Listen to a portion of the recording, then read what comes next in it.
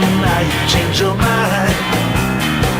I see no reason to change my crime is through. Did you know that a lot of the Beatles stories you've heard aren't actually true? No, I'm not surprised. That's the way history works, right? One narrative gets told, and everyone who follows that tends to repeat the same mistakes. Exactly. And, what's wild is how willingly we all just accept those mistakes. Yeah. Think about high school history class. You sit there staring at some massive textbook, and you just assume every word on the page is absolute fact. Right, like it's the undisputed gospel truth. But then you grow up. Yeah, you grow up and read something like James W. Loewen's work on American history textbooks, and you realize so much of what we learn is just, well, fabricated. It's a construction. Yeah, constructed completely just to make us feel a certain way. And this happens entirely because of the mechanism of repetition. One expert writes down a flawed narrative, and everyone else just copies it without checking. Right. And that exact same historiography applies to pop culture. We're talking about the most documented band in human history here. Millions of photos, infinite studio logs. You'd think their story would be completely bulletproof, wouldn't you? Oh, 100%.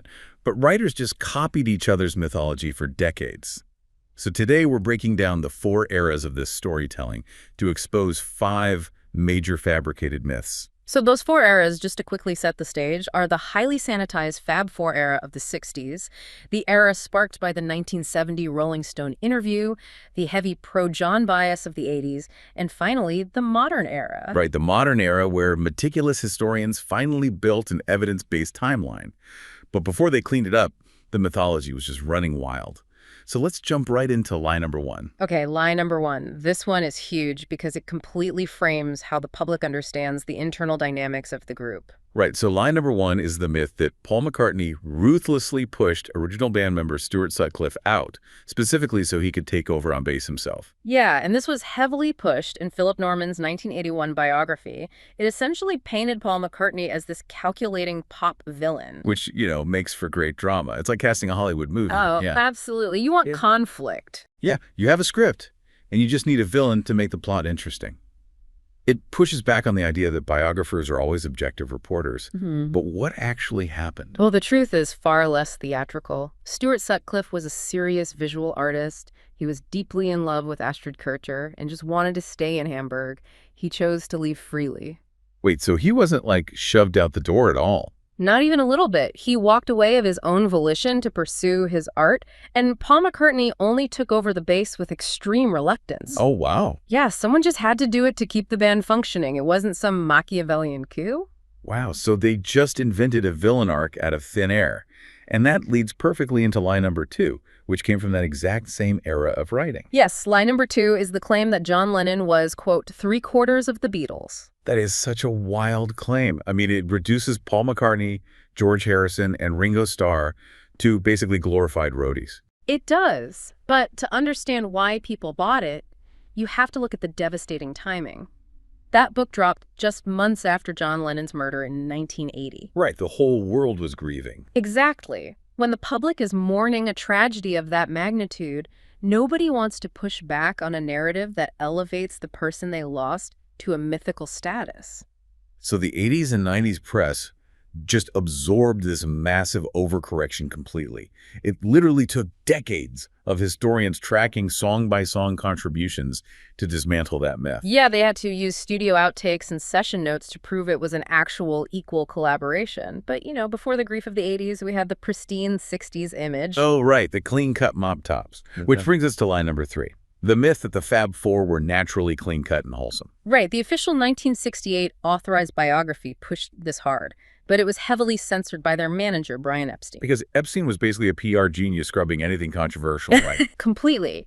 He scrubbed his own homosexuality, which was a crime in England at the time.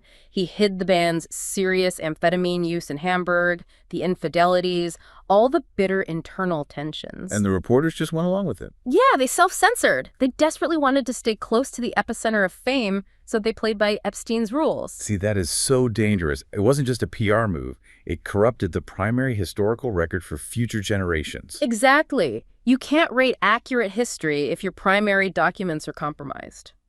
Which makes it understandable why the pendulum swung so hard the other way by the 70s. Right, the dam finally broke. which sets up lie number 4.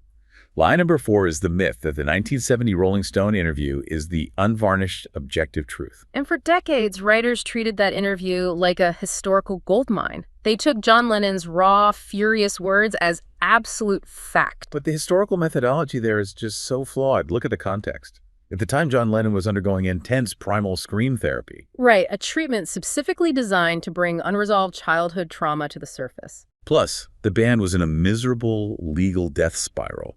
He was furious, and he was actively competing with Paul McCartney in the press. It's the absolute worst time to expect objective history from someone. Exactly. And the impact was that Paul McCartney got unfairly painted as this controlling dictator during the Let It Be era. When in reality, the actual contemporaneous audio tapes prove he was just desperately trying to save a band he loved while everyone else was checking out. Yeah, that makes total sense. So naturally, after decades of being the corporate villain, Paul McCartney tried to fix the record. Which brings us to lie number 5. Lie number 5. The myth that Paul McCartney's reclaimed narrative is the definitive, unvarnished truth. Commissioned a biography in 1997 to correct the record. It did. And while it fixed real errors regarding his avant-garde contributions, it introduced its own distortions. It was essentially an overcorrection. How so? Like, what did it distort? Well, it forced this unrealistic 50-50 songwriting credit split for dozens of early compositions.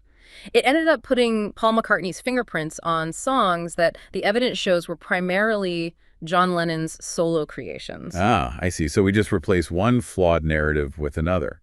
I mean, when they were recording Sgt. Pepper, their individual memories of who did what probably varied wildly the very next day, let alone 30 years later. That is a brilliant way to put it. It all synthesizes into this core truth. History is always someone's construction. Right. The emotional climate just dictates the boundaries, like the blinding grief following John Lennon's murder or a manager's PR strategy. Or a writer's personal motivations. It all shapes the narrative completely. It shows that the story of how we came to believe these things is just as fascinating as the music itself. Oh, it demands critical thinking from all of us. You always have to ask if the author is giving you reality or mythology. Exactly. And it leaves you with this final, provocative thought to chew on. If the history of the single most documented band in the entire world can be this wildly distorted, what other agreed-upon facts in pop culture are completely fabricated? That is a great question to leave off on. Oh, by the way, everyone, check out our new book. The title is Beatles Rewind, of course, and it's for sale on Amazon. And believe it or not, the ebook is free. You can download it for free right now from Amazon and start reading it on your phone, tablet, or your computer. Yep, it's also in paperback and hardcover, but those are kind of expensive. Worth every penny.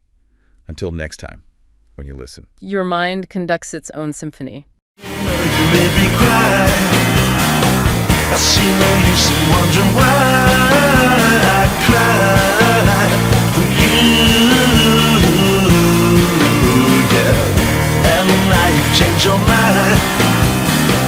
I see no reason to change mine. My cry is true.